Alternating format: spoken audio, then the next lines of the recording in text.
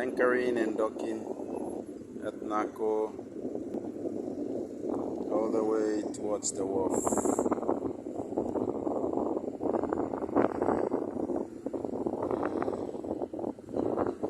These cargo boats take sometimes 1 day, 2 days to travel to their destination. It depends where they are going.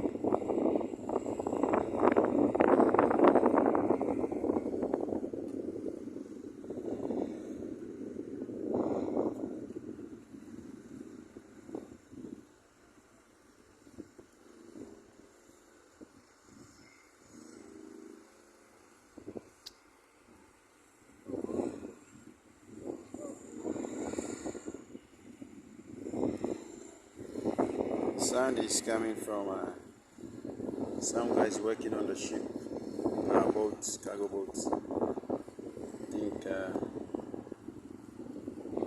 they are joining metals or so.